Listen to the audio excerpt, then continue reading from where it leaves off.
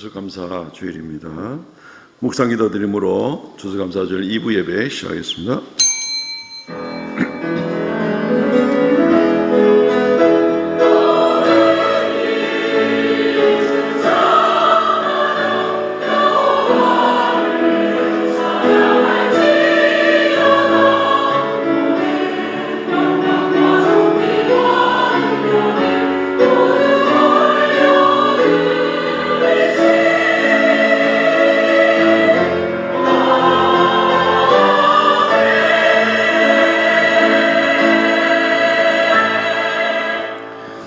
여호와께 감사하라. 그는 선하시며 그 인자하심이 영원함이로다. 주 하나님 은혜를 감사합니다.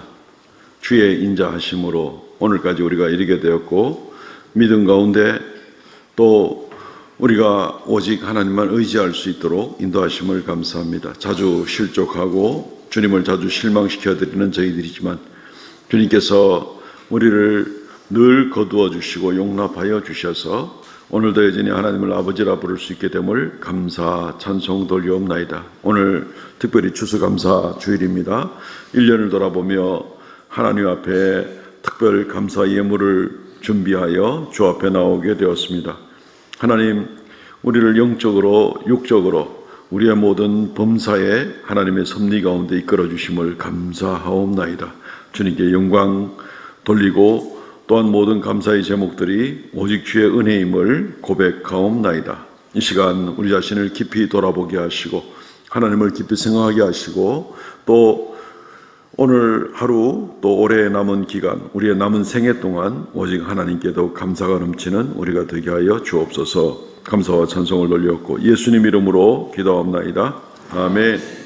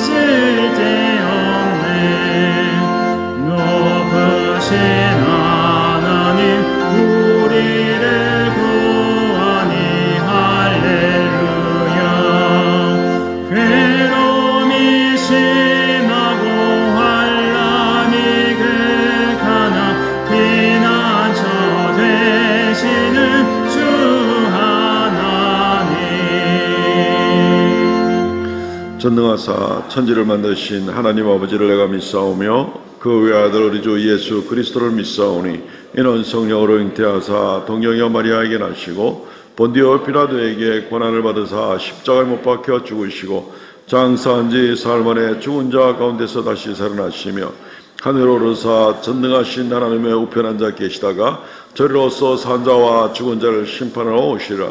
성령을 믿사오며 거룩한 공예와 성도가 서로 교통하는 것과 죄를 사하시는 것과 몸이 다시 사는 것과 영원히 사는 것을 믿사옵나이다. 아멘. 교독문 105번 감사절 말씀을 교독합니다. 여호와께 감사하라. 그는 선하시며 여호와께 감사하고 그의 이름을 불러 아뢰며 그들이 광야 사막길에서 방황하며 거주할 성읍을 찾지 못하고 이에 그들이 근심 중에 여호와께 부르짖음에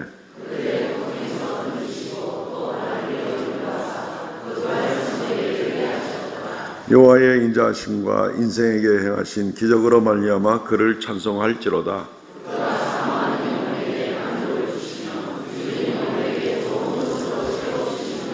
아멘.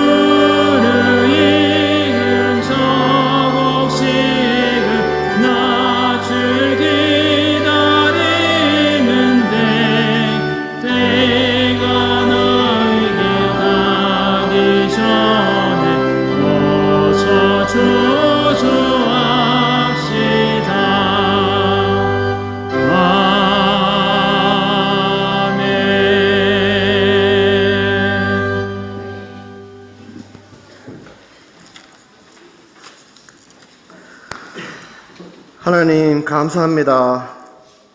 사람이 흉내낼 수 없는 아름다운 색깔로 온 산천이 물들어가는 이 가을에 주님을 찬양하며 예배하는 자리에 저희들을 나오게 하시니 감사를 드립니다. 아름다운 이 가을에 돌이켜보면 지금까지 살아온 것도 모든 것이 주님의 은혜요 감사뿐인데 올 한 해 동안 저희 삶 속에 베푸신 모든 은혜와 인도하심으로 하나님께서 우리에게 필요한 것들을 채워주셨고 고난과 어려움 속에서도 함께 하셨던 그 크신 사랑과 은혜에 감사를 드립니다.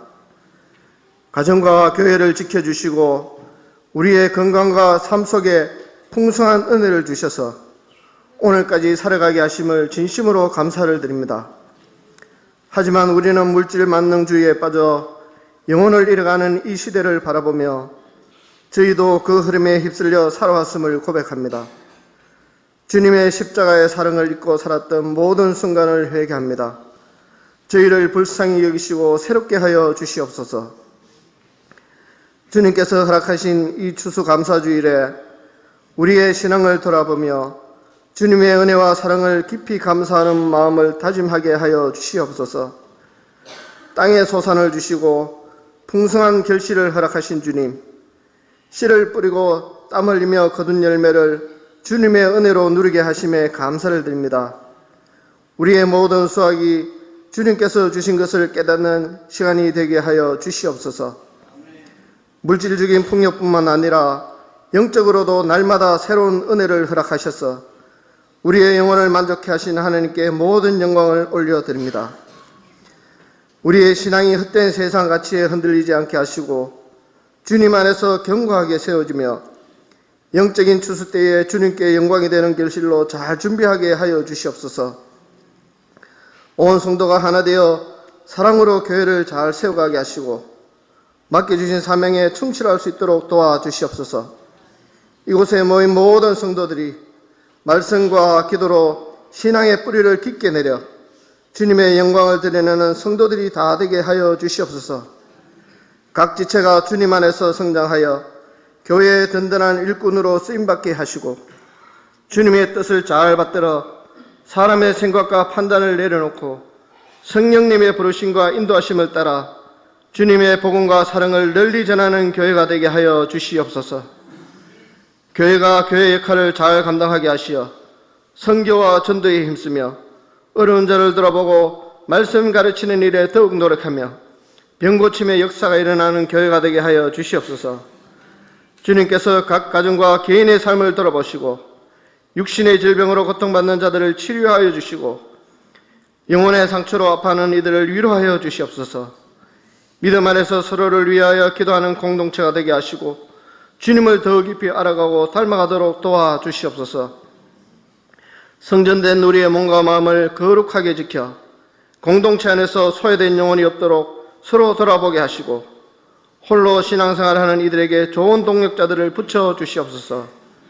광야 같은 이 세상을 살아가면서 시험과 유혹이 있을지라도 어린아이와 같은 순진한 믿음으로 주님만 바라보게 하시고 현실이라는 이름으로 죄와 타협하지 않게 하여 주시옵소서. 재림하실 주님을 기다리며 날마다 깨어있게 하시고 일상의 작은 순간에서도 주님과 동행하는 기쁨을 누리게 하여 주시옵소서. 삼성교회를 끌어갈 가시는 우리 담임 목사님께 성령의 충만함과 지혜를 다하여 주시고 말씀을 전하실 때마다 주님의 진리와 사랑이 온 성도들에게 깊이 새겨지게 하여 주시옵소서.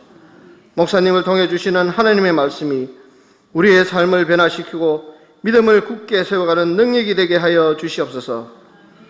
오늘도 각기 맡은 자리에서 예배와 섬김을 위해 묵묵히 수고하는 봉사자들에게 헌신의 기쁨을 허락하여 주시옵고 주님께 아름다운 목소리로 영광을 올려드리는 할렐루야 찬양대의 찬양을 기뻐 받아주시고 부르는 자들과 듣는 자들이 모두 은혜 충만케 하여 주시옵소서. 우리를 죄에서 구원하신 예수님의 이름으로 기도하옵나이다. 아멘.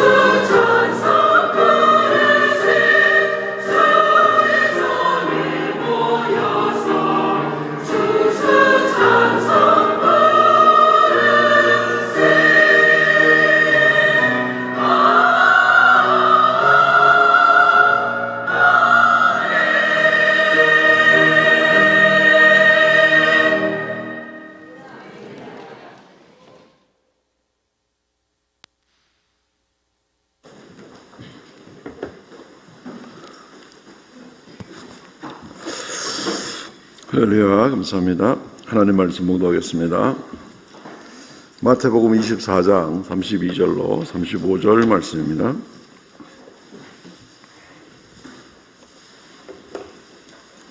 무화과 나무의 비유를 배우라. 그 가지가 연하여지고 잎사귀를 내면 여름이 가까운 줄 아나니 이와 같이 너희도 이 모든 일을 보거든 인자가 가까이 곧 문 앞에 이른 줄 알라.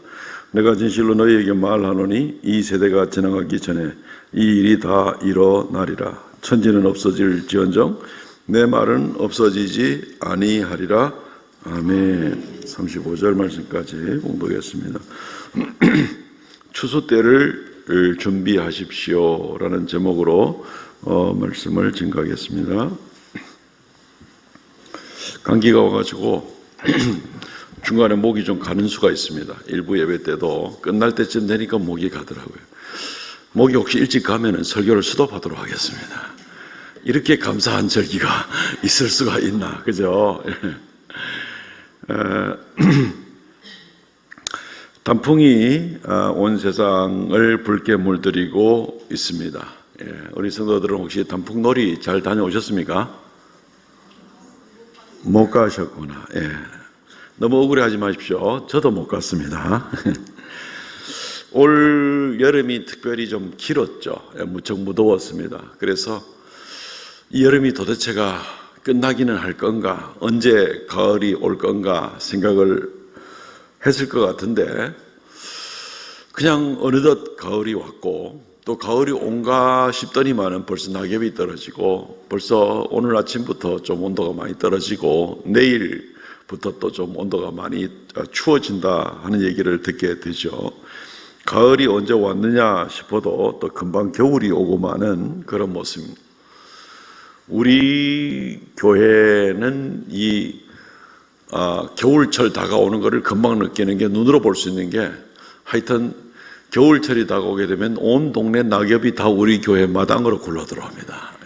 지금 오늘 아침에도 보니까 상당히 굴러 들어와서 때가 돼 가는구나 싶은 생각이 듭니다. 여름이 너무 길어서 도저히 가을이 안 오겠구나 생각을 아마 순간적으로 들 수는 있어도 아무도 올해는 가을이 없다, 넘어간다 라고 생각을 하시는 분은 아무도 없었을 것입니다. 아무리 여름이 길어도 반드시 가을은 오게 돼 있다라고 생각을 하실 겁니다. 왜냐하면 그것이 하나님의 창조 질서이기 때문에 그렇습니다. 우리나라 정도의 어떤 이 위도에 위치하고 있는 나라들에게 이 사계절이 뚜렷하게 오게 돼 있는 것은 하나님의 창조 질서입니다. 바꿀 수가 없습니다. 우리는 이 가을이 되면은 많은 열매를 거둘 것을 우리 강대상도 많이 장식을 참 좋은 이 결실들로 이래 준비해 놓았는데 가을은 이제 결실의 계절이고 가을에 반드시 힘써 수고한 농부는 결실을 거둘 거라고 생각을 하고 있습니다. 봄에 씨앗을 뿌리면서 가을에 결실을 하지 않는 그런 또는 결실을 기대하지 않는 그런 농부는 세상에 한 명도 없습니다. 지극히 상식적인 얘기만 오늘 지금 하고 있습니다. 그런데 이와 마찬가지로 우리의 영적인 세계에 있어서도 하나님께서 우리 인생을 땅 위에 만드시고 그리고 우리로 하여금 하나님이 예비해 놓으신 아름다운 자연 환경 가운데서 하나님이 허락하신 안식을 누리며 살게 하시면서 하나님을 즐거워하고 하나님께 영광 돌리며 살기를 하나님이 원하시는 겁니다. 그냥 아무렇게나 풀어놓고 아무렇게나 막 살아라 이렇게 하나님이 창조하신 거 아닙니다. 반드시 그 목적이 있습니다. 그런데 여기에도 결국 때가 있다는 겁니다. 땅에 살 동안은 그렇게 땅에서 하나님께 영광 돌리며 살게 하시기를 원하시지만 때가 이르면 하나님께서 우리를 영원한 곳에서 영원토록 영광 받으시기를 원하시는 바로 그런 계획을 마저 가지고 계시는 겁니다. 모든 땅에서 있는 것들 중에 시작이 있는 것들은 반드시 끝이 있습니다. 싹이 나면 나중에 반드시 자라나고 열매 맺고 또 쓰러지게 돼 있는 것과 마찬가지입니다. 시작이 있는 것은 반드시 끝이 있습니다. 마찬가지로 시간이 시작이 되었으면 시간도 끝이 있습니다. 하나님이 온 우주 만물을 만드실 때 시간과 공간을 만드시고, 그리고 주님의 재림 때에 마지막 심판을 임하게 되면 시간도 없어지게 됩니다. 영원 세계로 우리가 들어가게 되는 겁니다. 모든 시작하는 것은 끝이 있습니다. 우리를 이 땅에서 남겨두신 삶은 이 땅에서의 우리의 삶이 끝이 있다는 얘기가 됩니다. 그리고 그때는 하나님 원하는 결실을 하나님 분명히 원하시는 겁니다. 그때 그 하나님 원하는 결실을 맺지 않으면 그때는 굉장히 아마 본인이 책임을 져야 될 많은 문제가 오게 되는 겁니다. 짧게는 매년 돌아보면서 올 한 해 나는 정말 하나님께 열심히 살았나, 아름다운 결실을 맺고 살아가고 있나, 이런 모습이지만 길게는 우리 인생 전체를 놓고 하나님 앞에 계산할 때가 오게 되는 겁니다. 안타깝게도 많은 사람들은 그때가 오지 않을 것처럼 생각합니다. 오늘만 그냥 어찌 살다 넘어가면 내일은 또 오겠지. 내일이 안 올 때가 있다니까요. 주님이 재림하신 그때부터 내일이 없습니다. 시간이 없는데 뭐 밤이 어디 있고 낮이 어디 있고, 내일이 없을 때가 온다니까요. 당연한 것으로 받아들일 것이 아니라 우리는 오늘 성경 말씀을 통해서 또 추수 때를 맞이하면서 추수 때가 매년마다 반드시 돌아오게 되고 그것을 아는 것이 상식인 것처럼 이 땅에 하나님의 창조하신 것들로 말미암아 반드시 열매를 거두시려고 하는 때가 있구나 하는 것을 먼저 분명히 받아들이시고 오늘 추수 때를 준비하십시오라는 말씀으로 증거하려고 합니다. 세 가지 정도로 생각해 봅니다. 첫째는 때가 반드시 옵니다라는 겁니다. 때가 반드시 온다는 겁니다. 이미 벌써 말씀드렸듯이 매년마다 추수 때가 반드시 옵니다. 하나마나 당연한 얘기입니다.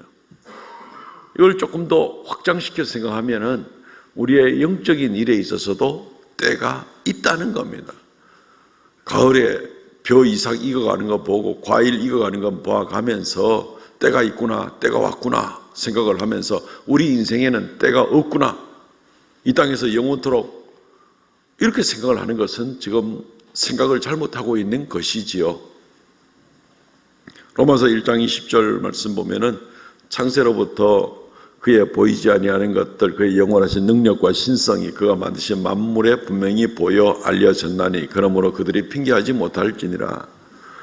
1장 20절 말씀은 1차적으로는 온 우주 만물을 만드신 그 오묘한 섭리를 보니, 저녁은 오래 아름다운 것을 보니 저 미생물들 세계에서 아주 오묘한 질서정연한 이 생애 법칙이 진행되는 것을 보니 하나님이 만드셨구나. 우주 전체가 정말 규칙적으로 움직이는 것을 보니 하나님이 창조 질서가 있구나. 이것들을 발견하게 되는 거죠. 하나님은 안 보이시는데 하나님의 만드신 것들을 보니 그 만드신 분을 우리가 알 수 있게 된다는 겁니다. 그런데 눈에 보이는 물질이나 생물이나 만질 수 있는 것뿐 아니라 실제로 우리가 온 세상의 역사가 흘러가는 것을 통해서 보면서도 하나님의 존재하심을 분명히 깨달을 수밖에 없습니다. 하나님의 능력과 하나님의 존재와 하나님의 섭리를 믿을 수밖에 없다는 겁니다. 하나님께서 아브라함에게 이렇게 예언을 하십니다. 4대 만에 이 땅에 돌아와서 이 땅의 주인이 될 것이다 얘기를 하고 있습니다. 하나님께서 이스라엘 백성들에게 수도 없이 많은 예언의 말씀들을 이렇게 되리라, 이런 제국이 일어나고 망하고 일어나고 망하고 일어나고 망하게 될 것이다, 그대로도 진행이 됩니다. 하나님의 섭리입니다. 섭리 자체는 하나님의 우리 눈에 보이지 않지만 섭리의 결과로 나타나는 것은 하나님의 말씀에 예언된 대로 그대로 성취되는 것을 보면서 세상 만물이 존재하는 원리뿐만 아니라 온 세상을 운행하는 하나님의 섭리의 역사마저도 우리가 세상을 보니 사회를 보니 역사를 보니 분명하게 알 수 있구나. 하나님을 알만한 것들이 온 세상에 가득 차 있다는 겁니다.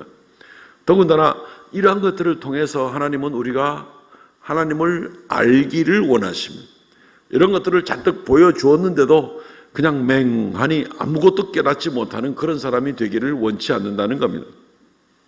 오늘 말씀 마태복음 24장 32절 33절 말씀 보십시오. 무화과 나무 비유를 배우라. 그 가지가 연하여지고 잎사귀를 내면 여름이 가까운 줄 아나니. 이게 하나님의 창조하신 자연 세계의 질서죠. 무화과 나무 잎이 연하여지고 잎이 내면 여름이 가까이 왔구나. 이거 알 수 있는 겁니다. 경험으로도 알 수 있고 매년마다 어김없이 잎이 연하여지고 잎사귀를 내면 여름이 가까웠구나. 그런데 여기에만 자연 만물에 대한 어떤 질서 있게 운행되는 그것만 보는 것이 아니라 요걸 통해서 뭘 알라고 하는 겁니까? 33절에 이와 같이 너희도 이 모든 일을 보거든 인자가 가까이 곧 문 앞에 이른 줄 알라. 자연 만물의 시간이 변화됨에 따라서 만물이 어떻게 변화되는 거? 질서구나. 뭐가 있구나. 하나님이 이렇게 만드셨구나 하는 걸 알 수 있는데 이와 같이라고 얘기합니다. 이와 같이 자연 만물의 눈에 보이는 것을 섭리하시고 다스리신 같이 창조의 질서와 같이 주님의 임재하심과 마지막 심판과 하나님의 역사와 이런 것들이 문 앞에 다가온 줄로 알라. 이와 같이 마찬가지 원리다라고 얘기하는 겁니다. 그러니까 자연 만물을 보고 변화되는 하나님의 질서를 보거든 영적인 세계의 역사적인 면에 있어서 하나님의 간섭과 하나님의 섭리를 알라. 창조가 참 신기하다. 이 정도만 보는 게 아니라 하나님의 오묘하신 역사를 알라라고 이렇게 이야기를 해주고 있는 것입니다. 그러니까 우리가 이 땅에서 자연을 통해서 하나님을 볼 수 있어야 됩니다.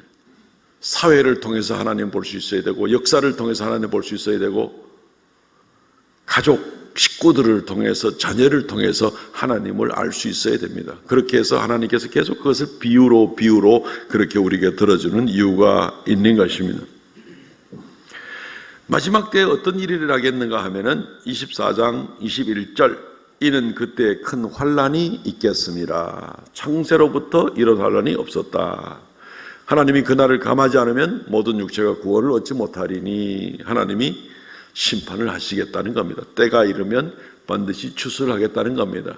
벼가 논에서 자유롭게 자라나지만 때가 이르면 다 거둘 것이다 라는 겁니다. 알곡은 창고에 들이고 죽정이는 불태워버리고 말겠다 하는 그때가 왜 자연 만물은 매년마다 벼를 베고 이삭과 알곡은 넣는 것을 구별해 넣으면서 왜 인생 가운데 마지막 때에 하나님이 심판을 하면서 알곡 같은 인생을 사는 사람들을 하나님이 귀하게 여기고 엉망으로 산 사람을 하나님이 벌하실 것을 왜 모르느냐 이거죠.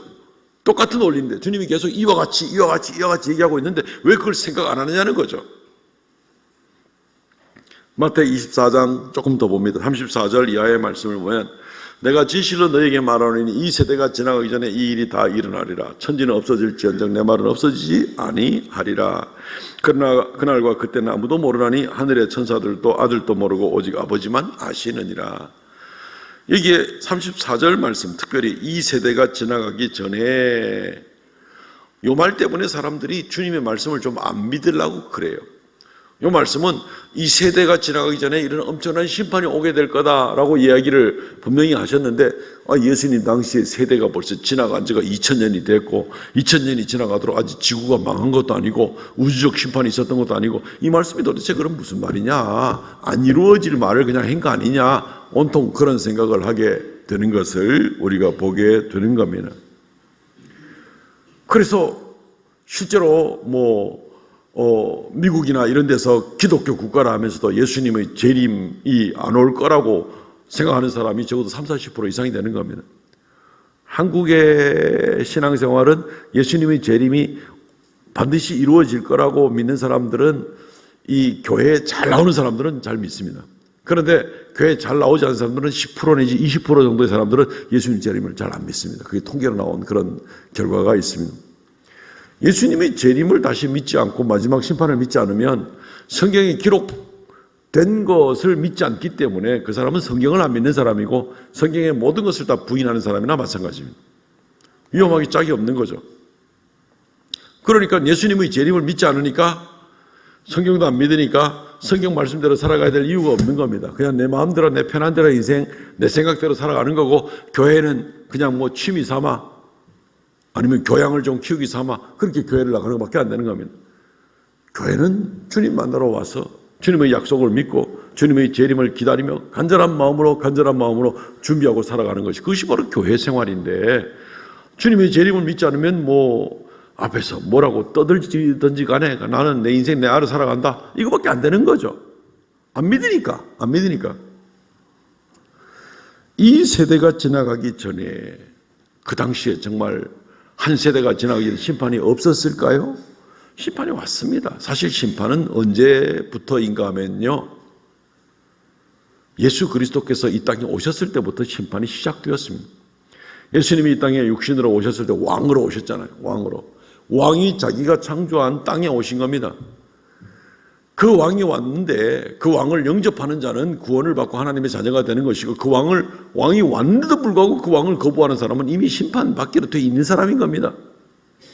세례 요한이 그런 얘기 했잖아요. 예수님의 공생애 막 시작할 때 도끼가 이미 나무 뿌리에 놓였으니 열매 맺지 않는 것마다 찍어 불에 던지우리라, 그런 얘기 안 합니까? 도끼가 나무 뿌리에 놓였다는 것은 심판이죠. 그걸 의미하는 거죠. 예수님이 이 땅에 오셨을 때 이미 심판이 시작됐습니다. 왕이 왔습니다. 그 왕을 받아들이지 않으면 이미 심판에 임하는 거나 마찬가지입니다.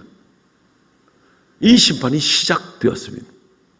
심판은 하루 만에 딱 끝나는 게 아니라 심판은 쭉 진행이 됩니다. 예수 그리스도께서 이 땅에 오심으로부터 시작을 해서 언제 완전 마무리로 끝나게 되니까 하면은 예수 그리스도께서 재림하시는 날 이 모든 심판이 완전히 끝납니다. 그리고 그날은 생각할 수도 없었던 더 놀랍고 두려운 심판이 그날 몰려오겠죠. 그러나 예수님의 초림 때부터 예수님의 재림 때까지 심판은 이미 계속되고 있는 겁니다. 이 땅에 사는 삶이 괴로운 거죠. 여러분들은 이 땅에 사는 삶이 정말 행복하고 만족스럽고 100% 매일매일 해피하고 막 그렇습니까? 그렇지 않을걸요? 나이가 들어가면서 몸도 찌부둥하고 움직이는 것도 둔해지게 되고 근력도 없어지게 되고 온갖 질병은 계절만 바뀌면 감기 걸리고, 뿐입니까? 이웃 때문에 실망하고 가족 때문에 실망하고 자녀들의 미래의 불안정한 때문에 불안해하고 온갖 일들로 인해 가지고 인생이 정말 행복합니까? 로마서 말씀에 분명히 기록을 하기를 이 땅에 있는 모든 것들이 탄식하며 그날을 기다린다 그랬습니다. 처음 익은 열매 같은 우리마저 탄식하며 기다린다 그랬습니다. 로마서 8장 말씀.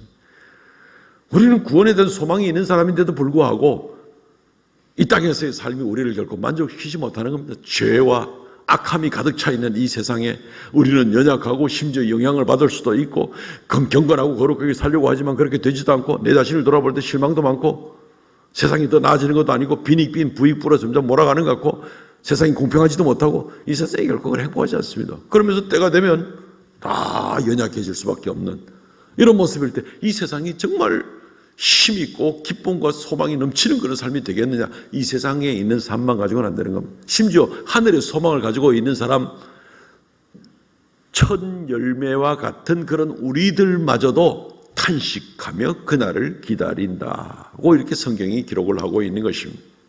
땅에 있는 삶이 정말 옛날 복음성가에 나온 것처럼 죄 많은 이 세상은 내 집 아니네. 죄 많은 이 세상으로 충분하지가 않죠. 우리 인생이.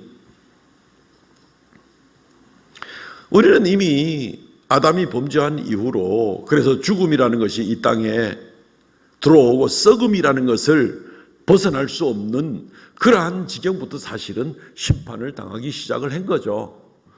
그러다가 예수 그리스도께서 이 땅에 오셨을 때 그때부터는 구원의 소망마저 잃어버린 자에게는 완전한 심판이 임하는 거고, 그나마 구원의 소망을 가진 자들은 예수 그리스도 앞에 나와서 구원을 받는 것이고, 그렇다고 이 세상의 삶이 완벽해지리라는 것은 결코 아니지만 어쨌든 이제 죄 많은 이 세상으로는 우리에게 결코 충분하지가 않습니다. 심판은 이미 시작되었습니다.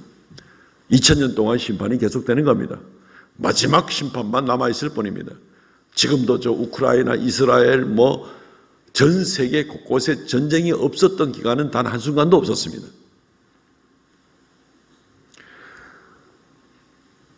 이 말씀을 들은 유대인들도 이 말씀을 듣자마자 40년도 되지 않아가지고 예루살렘 성전이 완전히 무너지는 그런 일이 있었죠. 예수 그리스도를 믿지 않고 있던 그 수많은 사람들, 믿는 사람들도 거기에 들어 있었지만 말이죠. 그래서 그들이 예수님을 끝끝내 거부하고 이러면서 결국은 로마 제국에 항쟁하다가 예루살렘 몰려 들어가가지고 1차 항쟁 때에 AD 67년에서 70년 사이에 유대인들이 예루살렘에서 100만 명 죽었습니다. 9만 7천 명 포로로 잡혀갔습니다. 이미 완전한 심판이 임했구나 걸 철저하게 느낍니다.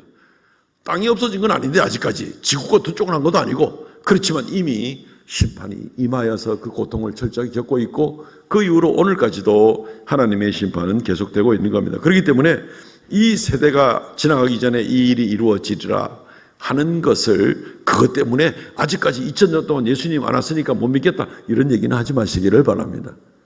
인생 사는 것 자체가 어떤 면에서는 고통일 수가 있다는 것을 우리가 다시 한번 생각해 봐야 되는 것입니다.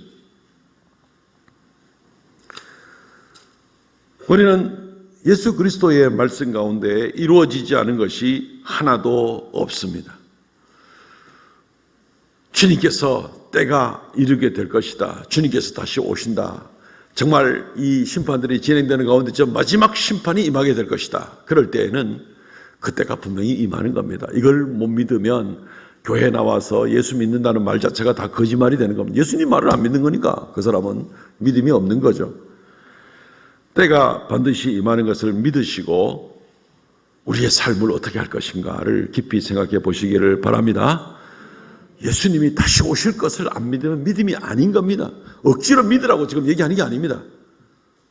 예수를 믿는다는 것은 예수의 말씀을 믿는다는 것이고, 예수의 말씀에는 때가 이르리니 반드시 심판받을 때가 온다는 겁니다. 그리고 이것을 이미 자연 만물을 통해서 충분히 그래 보여줬는데도 불구하고 일부러 안 보려고 애를 쓰는 것과 마찬가지로, 가을철만 되면 다 추수하는 줄 알면서 하나님이 영적인 세계는 추수 안 할 거라고 일부러 그렇게 부인하려고 하는 그런 모습들은 억지로 부인하는 것이 지나지 않는 겁니다. 때는 반드시 옵니다. 시작된 것은 반드시 끝이 있습니다. 온 우주 만물이 시작되었기 때문에 반드시 끝이 있게 되는 것입니다. 그 이후에 영원한 세계로 우리가 들어가게 되는 것이죠. 이것을 굳게 믿으시기를 바랍니다. 두 번째는 깨어 있어야 됩니다. 이러한 끝이 반드시 오게 될 거다. 예수 그리스도께서 반드시 재림하게 될 것을, 그때가 오는 것을 믿으면 깨어 있어야 된다는 얘기입니다. 방심하고 있어서는 안 된다는 겁니다. 이건 역시 지극히 상식적인 얘기가 되겠죠. 오늘 말씀 24장 37절 이하의 말씀에 그때 노아의 때와 같이 인자의 임함도 그러하리라. 홍수 전에 노아가 방주에 들어가던 날까지 사람들이 먹고 마시고 장가들고 시집가고 있으면서 홍수가 나서 그들을 다 멸하기까지 깨닫지 못하였으니 인자의 임함도 이와 같으리라. 그때 두 사람이 밭에 있음에 한 사람은 데려가고 한 사람은 버려둠을 당할 것이요, 두 여자가 맷돌질하고 있음에 한 사람은 데려가고 한 사람은 버려둠을 당할 것이라. 두 가지 요소를 여기서 볼 수가 있습니다. 문제는 뭐냐면은, 두 가지 요소는 뭐냐면, 한 가지는 그때가 갑자기 임한다는 얘기입니다. 아무도 모르는 것처럼. 아니면 경고가 있는데도 사람들이 불어 부인한다는 겁니다. 노아 때 노아가 120년 동안 방주를 지으면서 사람들한테 홍수와 심판이 임할 거라고 외치는데 안 듣습니다. 안 듣습니다. 방심합니다. 그러다가 드디어 하나님의 때가 이르게 되었을 때 홍수가 하늘에 창이 열리고 땅에 샘이 솟아나서 온 세상이 물에 덮이게 될 때에, 그때 사람들이 배를 지을 수가 없습니다. 그때는 이미 늦어버린 거죠. 갑자기 임한다는 것이고, 방심하고 있으면 그때를 준비할 수 없다는 것이 되는 거죠. 오늘 여기 나오는 얘기들은 그렇게 나쁜 얘기들이 아닙니다. 두 사람이 밭에 있으면 한 사람은 데려감을 당하고 두 여자가 맷돌을 갈고, 일상적인 일이죠. 그 자체가 나쁜 게 아니잖아요. 맷돌도 갈아야 될 거 아닙니까? 밭도 갈아야 될 거 아닙니까? 노아 때와 같이 시집가고 장가가고 그런 일이 있어야 될 거 아닙니까? 요즘 우리 대한민국에 이 결혼하는 일이 얼마나 중요합니까? 자녀를 낳는 일이 얼마나 중요한 일입니까? 그런 일이 있어야죠. 좋은 일이죠. 마땅히 또 일상생활을 들여서 밭에서 집에서 열심히 일을 해야 되죠. 그 자체가 문제가 아닙니다. 열심히 일하는 것이 문제가 아니라 주님의 때가 임한다는 것을 반드시 믿으면 이 일상 가운데서도 우선적으로 하나님의 때를 준비할 수 있어야 된다는 겁니다. 그 때를 준비하지 못하면 일상생활하고 있는 게 이게 뭐가 잘못인데 라고 이야기는 할 수 있을지 몰라도 준비되지 못하면 심판을 벗어날 수가 없다는 것입니다.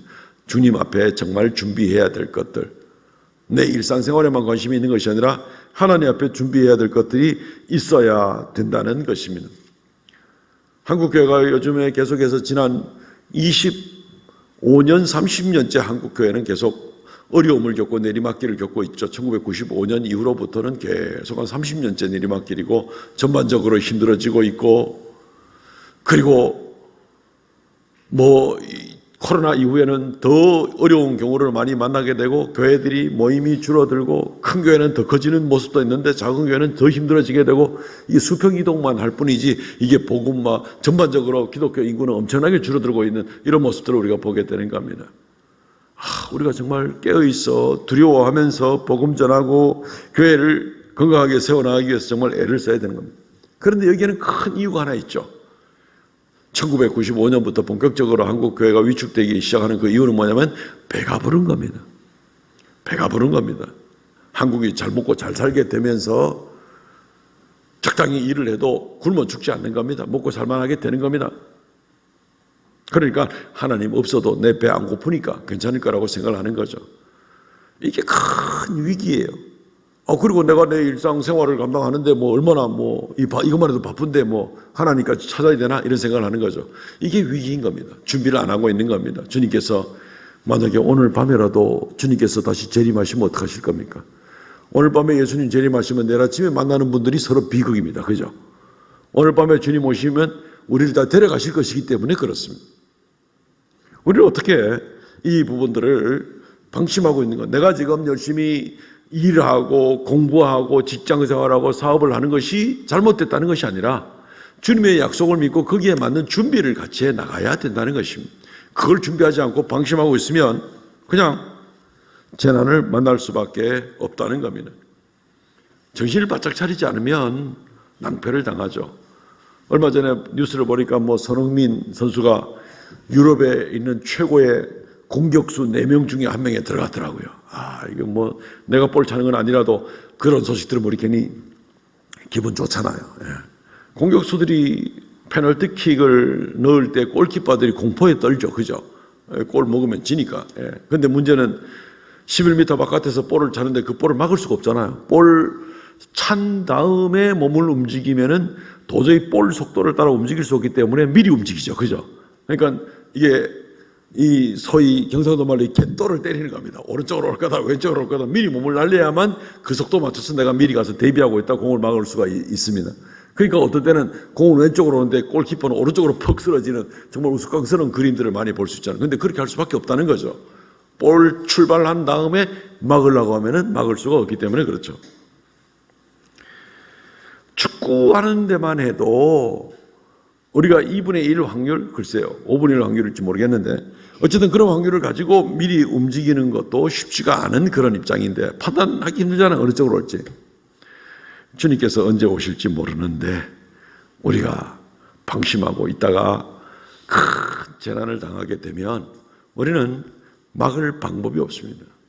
주님 오실 날을 준비해야 됩니다. 하루하루 준비해야 됩니다. 깨어 있어야 됩니다. 깨어 있어야 됩니다. 제가 한국에 이제 귀국을 한 지가 이제 한 20년 됩니다. 20년 됩니다. 2004년에 들어왔습니다. 한국에 들어보니까 한국 많이 발전했더라고요. 무슨 비밀 카메라가 그렇게 많은지 그냥 이 길 가다가 그냥 그때만 해도 젊었잖아요. 그죠? 20년 전이니까. 그냥 젊은 기분에 빨다가 보니까 1년에 과속 딱지가 한 100만 원씩은 물었습니다. 연평균 100만 원씩. 그러니까 바보 덩신이라. 그죠? 어찌하면 이 벌금을 좀 덜 물어볼까 하고 노력을 하는데도 그게 잘 안 되더라고요. 그러다 나이가 들면서 깨달은 비결이 하나 있습니다. 물론 요즘에도 이제 과속 딱지를 한 번씩 물기는 합니다. 요즘에는 과속 안 해도 어린이 보호구역 이러면 조금 방심만 했다 그러면 이제 그러니까. 근데 그나마 제일 보편적인 안전한 방법이 하나 있더라고요. 그 방법이 뭐냐면은 아예 제한 속도를 맞춰서 가는 겁니다. 그냥 고속도로 100km면 100km, 110km, 110km 그냥 맞춰서 가는 겁니다. 그리고 길 가다가 표지판 잘 보고 그냥 그 속도 맞춰서 가는 게 낫지. 뭐가 안 됐냐 하면은 내가 빨리 가다가 갑자기 600m 앞에 카메라가 있습니다 하는 그걸 보고 나서 갑자기 속도를 줄이면 될 거다 해서 자기를 믿다가는 그래가지고 맨날 딱지를 얻어맞는 경우들이 얼마든지 있더라는 거죠. 예, 그게 조심해야 돼요. 아예 처음부터 그냥 그 제한 속도 맞춰가는 게 제일 안전하더라는 거죠. 그거 이제 이 나이 먹도록 이제 겨우 한 가지 배우고 있습니다, 요즘에. 예. 그래도 날아옵니다. 예. 주님 앞에, 주님이 더구나 언제 오실지는 자동차 내비게이션이 600m 후에 주님 대기하고 있습니다. 얘기 안 해줍니다. 준비할 기간이 없습니다. 주님이 재림하시는 것은 마치 도둑이 밤에 아무도 몰래 왔다 갔다 하는 것처럼 전혀 예고 없이 우리가 방심하고 있을 때는 그대로 당할 수밖에 없는 그런 것처럼 아무도 알 수가 없다는 겁니다. 아들도 모르고 천사도 모르고 하늘에 계신 아버지밖에 모른다. 성경은 그렇게 얘기하고 있지 않습니까? 제일 좋은 방법은 평상시대로, 평상시에 주님 내가 어떻게 준비해야 될지 모르지만 오늘 주님께서 오신다 하더라도 지금 당장 우리 오늘 예배 후에 주님이 다시 강림하신다 하더라도 주여 부족하지만 최선을 다해서 주 앞에 충성하다가 왔습니다. 요거밖에는 방법이 없습니다. 그 외에 혹시 야매로 혼란스러워 주님 내가 한 10년 동안만 세상을 조금 더 즐기다 그 다음부터 나도 인생을 깨닫고 주님 앞에 열심히 나갈 거니까 조금만 기다려 주십시오. 10년 후에 가면 또 1년 또 늦을 수도 있겠죠.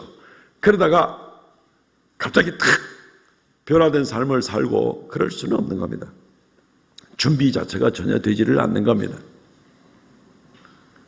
우리는 지금이라도 주님이 오실 줄 생각하면서 깨어 있어야 된다는 겁니다. 마가복음 13장 35절 그러므로 깨어 있으라. 집주인이 언제 올지 저물 때일는지 밤중일는지 다굴 때들지 새벽이 들는지 너희가 알지 못함이로다. 그러니까 평상시대로 충성스러운 삶을 살면 됩니다. 어떻게 준비합니까? 충성스러운 삶을 살면 됩니다. 충성스러운 삶이라는 것은 신실한 삶입니다. 주인이 종들에게 일을 나눠 맡깁니다. 너는 열심히 다른 가족들한테 내가 멀리 갔다 올 동안에 다른 가족들한테 양식을 나눠주는 일을 해. 너는 세탁하는 일을 해. 너는 밭에 씨를 뿌리고 밭을 가꾸는 일을 해.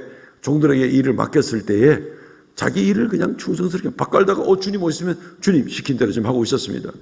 밥을 나눠주다가 주님 오시면 주님 시킨 대로 지금 그 일을 하고 있었습니다. 이게 제일 안전하다는 거죠. 그러니까 미뤘다가 1년 후에 내가 성공하면 그 다음부터 어떻게 한번 해보겠다고 큰일 나기 쉬운 위험하기 짝이 없는 그런 도박 같은 인생을 사는 것이라 볼 수 있습니다. 충성된 삶을 살아가는 겁니다. 마태복음 24장 45절 충성되고 지혜 있는 종이 되어 주인에게 그 집 사람들을 맡아 때를 따라 양식을 나눠줄 자가 누구냐. 제일 지혜로운 종은 제일 똑똑한 종이라고 말하지 않습니다. 주님한테 제일 칭찬 들을 수 있는 제일 지혜로운 종은 충성된 종입니다. 하나님이 나한테 주신 직분을 따라서 어떤 직분 주셨습니까? 하나님이 나한테 직무를 주심을 따라서 어떤 일들을 맡아서 지금 충성하고 있습니까? 하나님께서 나한테 주시는 은사를 따라서 은사를 안 받은 사람은 아무도 없는데 우리 하나님께 어떤 은사를 받았습니까? 이 하나님께 받은 명령과 말씀을 따라서 매일매일 신실하게 충성스럽게 삶을 감당하는 겁니다. 오늘 갑자기 신학교 가가지고 돌을 닦아가지고 어떻게 하라는 것이 아니라 내게 맡겨주신 것을 따라서 신실하게 간사하게 부리지 말고 왔다 갔다 하지 말고 꾸준하게 해가 뜨나 바람이 부나 비가 오나 어두우나 밝거나 내게 맡겨진 일은 하나님께서 나를 불러가실 때까지 내가 충성을 다하고 신실하게 그 삶을 살아가겠습니다. 이겁니다. 우리가 하나님께 이런 은사를 받았는데 하나님은 저쪽 일을 가지고 지금 본격적으로 준비해가지고 앞으로 10년을 내다봐라 이렇게 하지 않을 겁니다. 예. 하나님이 내게 맡겨주신 것이 직분이든지 직무든지 은사든지 어떤 것이든지 간에 거기에 충성을 하라는 겁니다. 신실하게. 방심하고 그냥 나는 아무것도 받은 게 없어. 나는 직분자도 아니야. 나는 교회 내가 목사가 장로가 내가 특별히 할 일이 있어. 조심하십시오. 조심하십시오. 주님은 각 사람에게 어떤 모양을 하든지 주님을 사랑하고 주 앞에 충성할 수 있는 명령을 주셨습니다. 5달란트, 2달란트, 1달란트를 각각 나눠 맡겼어도 달란트 안 맡긴 정도는 없습니다. 그래서 방심하다가 주님 오면 난 그냥 설레설레 교회 다니다 왔지 주님께서 뭐라고 말씀하실지 모르는 겁니다. 똑똑한 사람이 지혜로운 사람이 아니라 가장 주님 오실 때를 잘 준비하는 지혜로운 사람은 충성스러운 사람입니다. 올해 맡았던 일들 내년에도 열심히 봉사하고 말없이 봉사하고 누가 인정해 주든지 말든지 간에 열심히 봉사하고 그럴 때 주님께서 그에게 복을 주시는 겁니다. 마태복음 24장 46절 주인이 올 때 그 종이 이렇게 하는 것을 보고 복이 있으리로다. 주인의 모든 소유를 그에게 맡기리로다. 사실 종은 충성해야만 되는 게 종이죠. 마땅히 충성해야만 되는 겁니다. 그런데 주인은 그걸 보고 더 귀하게 여기고 또 더 영광스러운 것으로 맡겨주시겠다는 겁니다.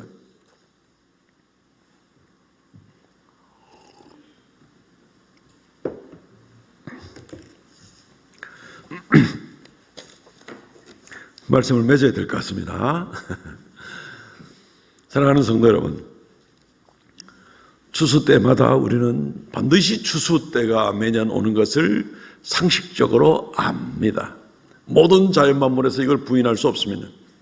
영적인 일에도 추수 때가 있는 줄을 분명히 깨달으시기를 바랍니다. 말씀의 때가 이르게 될 것을 주님이 분명히 경고를 하고 있습니다.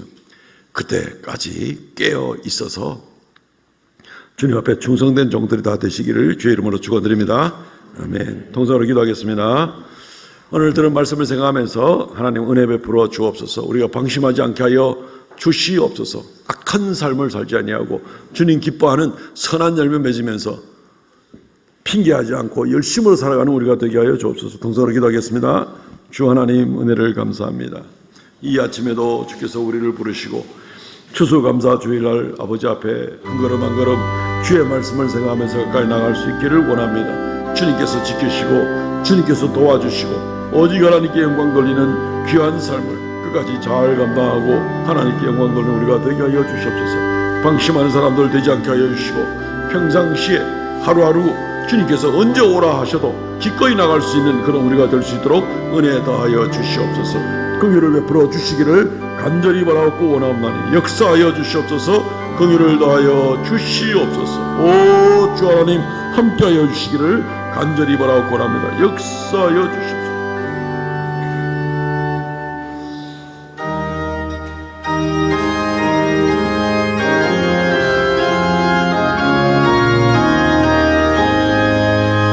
저 밭에 농부 나가시 뿌려놓고 주 크신 능력 내려 잘 길러주셨네. 또 사시사철 따라 햇빛과 단비를 저 밭에 내려주니 그 사랑 없네.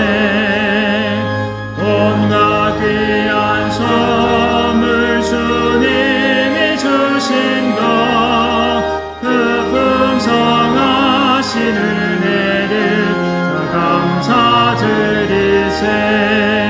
저 산과 들을 보라 참 아름답구나.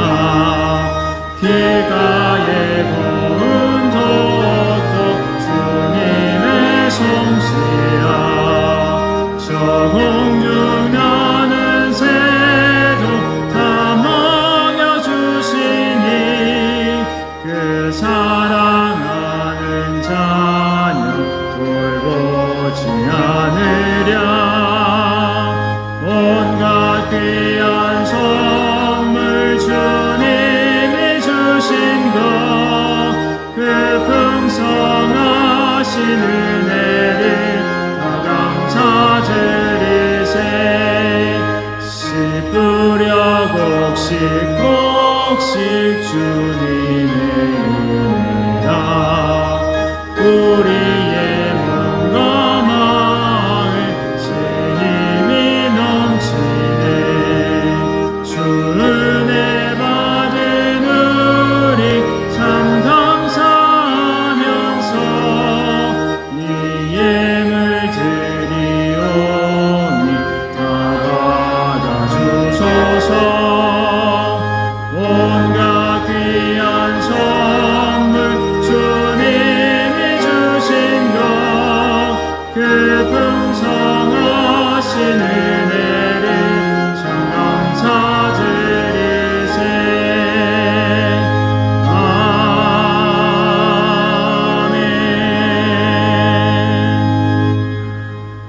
하나님 베푸신 모든 일에 감사와 찬송을 돌려옵나이다.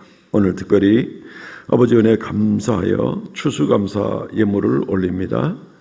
주님 또 11조와 범사에 감사하여 또 정한 예물을 올려드립니다. 하나님께서 연락하여 주시고 아버지 하나님 우리의 삶 가운데 더 풍성한 은혜의 열매 가득 차게 하시고 하나님 기쁘시게 하는 놀라운 역사가 있게 하시고 그렇게 되도록 주님 도와주시기를 원하옵나이다. 주님의 때가 이르렀을 때 정말 우리가 주님을 기쁘게 하며 우리로 말미암아 주님께서 크게 영광 받으시는 역사가 있게 하여 주옵소서. 귀한 예물들 쓰일 때마다 주의 영광 나타내 주옵소서. 감사를 드립니다. 이 시간 머리 숙인 사랑하는 성도들 이 한 주간도 주 은혜 가운데 또 가정에서 또 직장에서 삶의 현장에서 주 앞에 감사와 찬송이 가득 넘치는 귀한 삶 되게 하여 주옵소서. 우리의 모든 남은 인생 전체가 그렇게 되게 하여 주옵소서.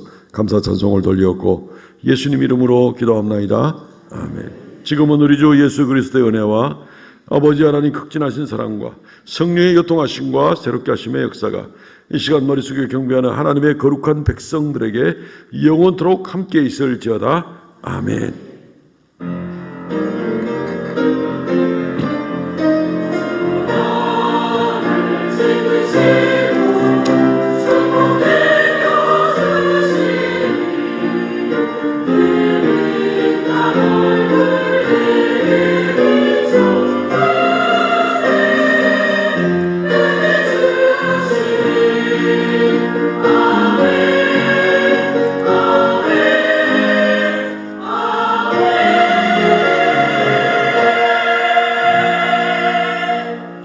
아멘. 예배를 마쳤습니다. 우리 성도 교제 시간입니다. 전후적으로 오늘은 감사합니다. 여러 의미를 담아서 감사합니다. 인사하는 시간입니다. 감사합니다. 감사합니다. 주보를 참고해 주시고요. 이번 주 읽을 말씀 신약 성경 끝까지입니다. 미처 다 못 읽으신 분들은 몇 주간 시간 더 드리니까 열심히 또 보충해서 읽으시면 좋겠습니다. 오늘 추수감사 주일로 하나님 앞에 정성껏 준비한 예물 드리게 되었습니다. 나가실 때에 교회에서 준비한 선물이 있습니다. 떡을 한 가방이더라고요. 한 가방 빼기 하나더라고요. 한 가방씩 꼭 받아가시기를 바랍니다. 한 가정당 하나가 아니고 1인당 한 가방씩입니다. 그리고 오후 예배는 감사축제입니다. 우리 교회학교 중심으로 해서 우리 감사 카드도 읽고 하나님께 영광 돌리는 시간을 갖겠습니다. 온 교우들이 같이 감사축제에 참여해 주시기를 바랍니다. 이번 금요일은 김치축제가 있습니다. 계속 광고를 드렸는데 오늘 오후 예배 전까지입니다. 신청 아직 자리가 조금 남았는데 그 오후 예배 전까지 신청서를 제출함에 넣어주시면 오후 예배 마치자마자 그 담당 팀과 의논해서 심사하고 100통이 넘을 경우에는 그렇게 심사해서 그렇게 배정을 하도록 그렇게 하겠습니다.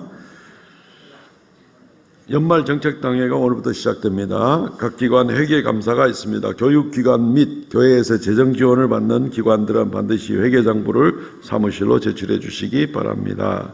각 기관은 신임원 명단을 사무실로 제출해 주시기 바랍니다. 금요 성령집회 봉사는 제1여전도회입니다.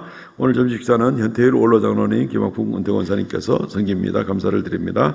성경 완독자 여러분 계시는데 주보로 대신하겠습니다. 일어나서 폐회성 부르겠습니다.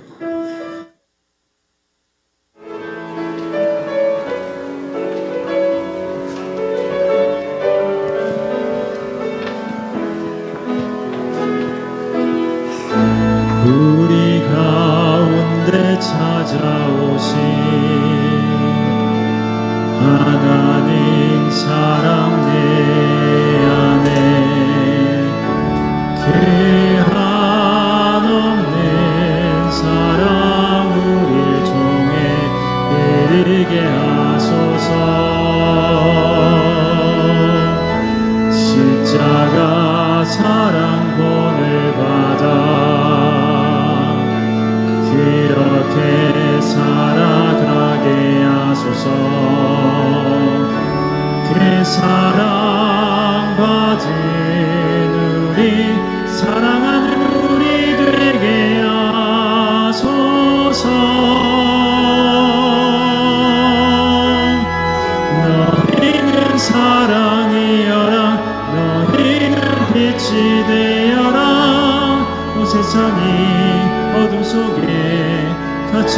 있더라도 비난과 절망이 아닌 위로와 평안이 되어 고귀한 그리스도의 사랑으로